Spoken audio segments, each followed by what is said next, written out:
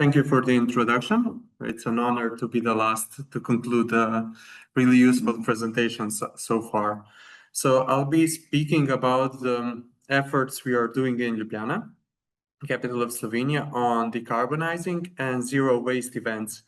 We'll be talking a bit about the events on open air, but also business events, and how we are approaching things. Maybe not focusing directly on B2C communication, but mostly B2B communication. So Ljubljana has been recognized as one of the sustainable champions of the sustainable tourism, also regenerative tourism. And I think all started with Ljubljana being named the European Green Capital in 2016, with the closing of the city center and making a great action plan for Ljubljana to become the city like it is today. Now Ljubljana has been, from the last year, Ljubljana is part of Mission 100. So our aim is to become one of 100 cities in the world to be climate neutral cities by 2030. It's a really ambitious goal, but it shows this longevity and of our plans and visions and activities that we are doing. So related to tourism, in 2016, we published an Ljubljana Sustainable Event Guidelines. It is one of the projects that were done in coordination or preparation to Ljubljana being named Ljubljana Green Capital. And the whole idea was to prepare the events in Ljubljana on the zero waste principles. So what we try to do with this sustainable event guidelines. So we wanted to prevent waste before it happened already, because once it happens, you can do just so much. So the most important part is this, preventing waste before it happens. So already in the phase of planning. The second one is reusing and recycling event materials locally. As you know, Ljubljana is one of the cities that are leading globally in the recycling of the waste or smart management of the waste. So we wanted to ban single-use plastics and overpacking, then use green mobility and smart logistics for visitors of those events, also for partners that are preparing them, and then be transparent about be transparent and communicate about the changes and the efforts we are doing. So this sustainable event guidelines is shared with all events organizers for open air events in Ljubljana. We calculate there is around 14,000 events happening yearly in Ljubljana, and we are co-financing a lot of them. Just thinking about Ljubljana tourism, and this year we co-financed around 200 events happening on the open air. So all of them get this Ljubljana Sustainable Event Guidelines. They're obliged to read it. And also in our criteria for co-financing those events, one of them is sustainable event planning. So although we've been doing that for years, we've done some zero waste measurements in the last year and this year. Last year we were checking the festive December in Ljubljana, so for a whole month of activities. Then during 2024, there were fan zones in the city center for open air watching of the Euro Championships. We also did surveys or measurements on 12 open air events that were co-financed by Ljubljana Tourism. So those are city festivals, music festivals, and so on. And we also did measurements in 10 Ljubljana hotels. How they separating waste, what they're doing with their activities. So to wrap it, we are targeting our B2B partners, as we believe the most things that we can do is reduce waste when they were planning and then communicate it further. So what we found out. So the key lessons from the events, there's a high diversity of events and low standardization. You cannot apply all of our standards on different kinds of effects, on events. There are some events that gather 1,000 people and some events that gather 20, 30 people. So, and organizers are really not holding to the standards, but adjust them on their own. The second thing we found out, there is a single-use packing, use packings are dominant. There's limited waste separation, as there are different reasons why. Some of them, there is not enough separated waste. Mostly it's unclear instructions. If there's tourists coming from different countries, you have to communicate clearly what is for plastic, what is for paper, what is for bio trash. Because the colors change from country to country. You have to communicate it in letters, maybe have someone standing over there as well. And there are partial green initiatives that are good, but not communicated that well for the visitors. So with the introducing of standardized reusable systems or well-marked ecological stations, clear visitor guidance, we found out if you follow those three, you can really reduce a lot of waste and enhance sustainability visibility. So events that were good in communicating prior and during the event were the events that were perceived as the most sustainable ones by the visitors of the event. So some recommendations that we would recommend to everyone, also small, medium enterprises, bigger one, but also on personal basis. So first one is to introduce the deposit systems for drinks and offer reusable food containers. That's one of the efforts that we are doing now. We are preparing in Ljubljana for next bigger event, but are being implemented in the cities worldwide. So if you go to Vienna for festive December, you get reusable cups. Also in Kamnik, they had it during the beer fest.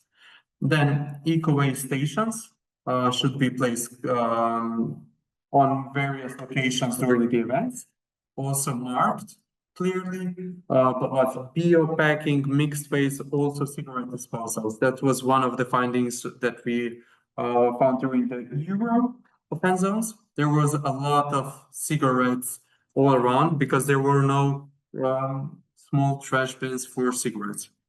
Then banning of single-use bottles. Also, that's a thing that you can do on your events, all corporative events. Have a glass bottles or tap water from your destination. Then standardization of compostable or recyclable materials across all vendors. If you're organizing an event, communicate with your partners. A lot of times the reason why they choose less sustainable option is because of the lack of knowledge. They don't know where to buy it, how to buy it, or maybe it's too expensive if they're buying it alone and not with different vendors or different partners.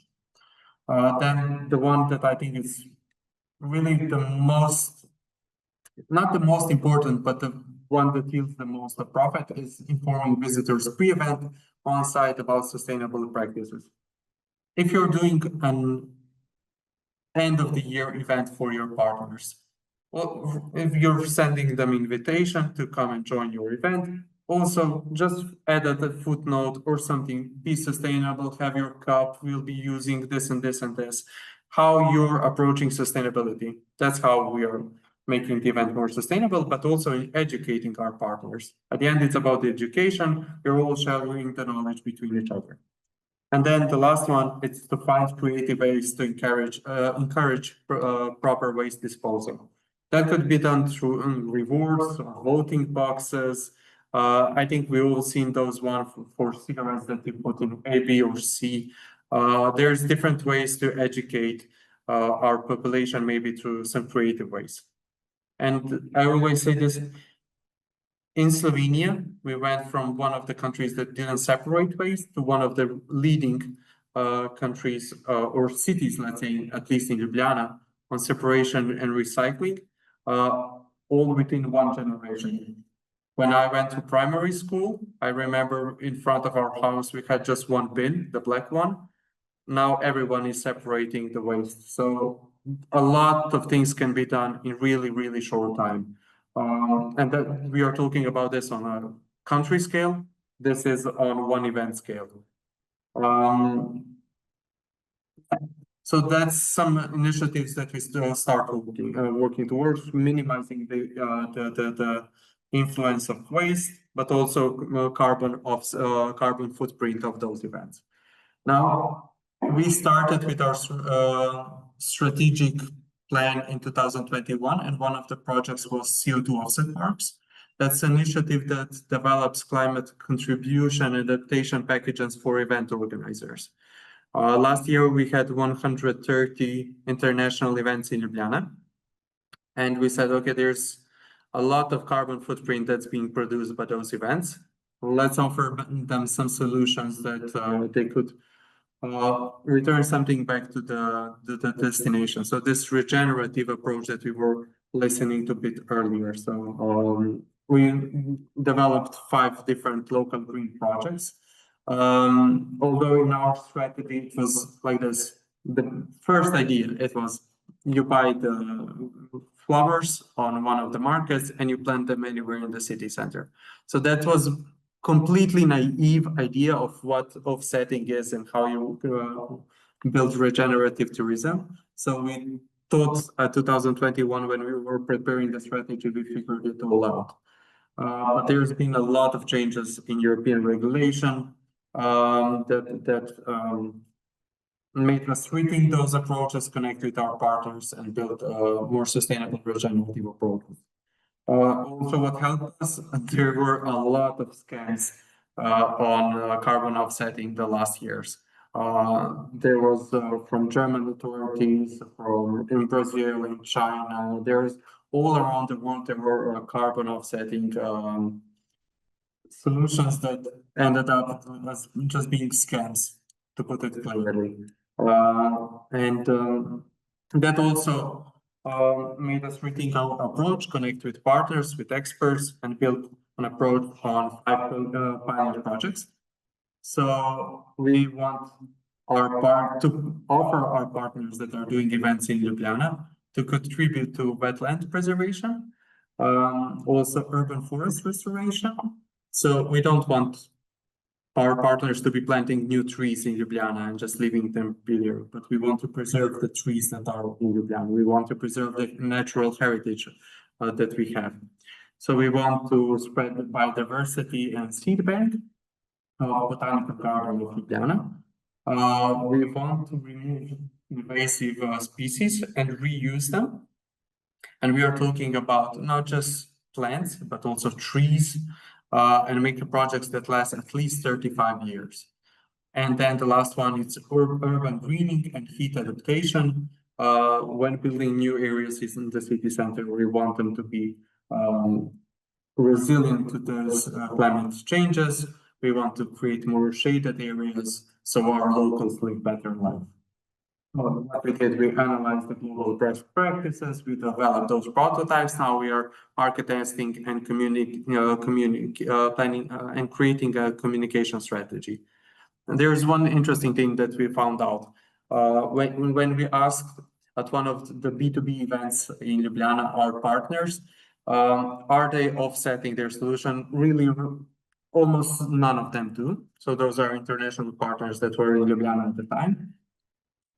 And we asked them, where would you like to offset your solutions? And around 56% of them said we want to offset our solutions in the country or the place or a city that we are based in. So German company that has an event in Ljubljana wants to offset their solutions in Germany.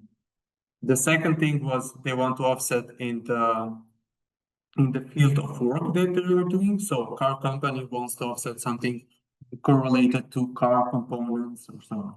And just 15% were willing to contribute something to the destination where they had an event. So there's a large or a big project in front of us, how to communicate that and persuade them to invest back to the destination where they had an event or doing their activities.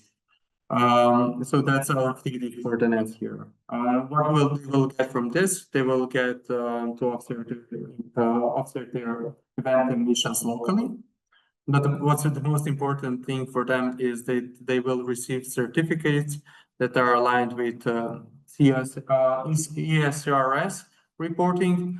So their sustainability report at the end of the year, what big companies have to do. But they all also contribute to our green transformation and connected their brand with brand of Ljubljana, which is a sustainable brand. So we'll bring building trust with each other and creating a visibility. And this is my last slide. So what's the key takeaways from my presentation is to measure first. If you don't know how much waste is produced or carbon offset is produced in a carbon footprint is produced at your destination, you cannot act accordingly. Then the second one is to educate partners. If you're just educating visitors, you're doing a lot, but you're not striking the core of the problem. I think this tourists shouldn't have to choose between sustainable or not sustainable solution. The only solution that you should get from our partners and stakeholders is a sustainable one. The third one is build trust through partnership. Like I said, through our CO2 offset project, it is based on partnerships with NGOs, research academies, municipality, and it's building this partnership on the long run that you can make changes. Not one individual player can change big things. And the fourth one is to communicate results properly. So although you're doing maybe some small project, communicate it through your social media, communicate it to the visitors. You'll educate them that how, and you'll empower your colleagues working at your SMEs also to be more sustainable for the next event. That's all from my side.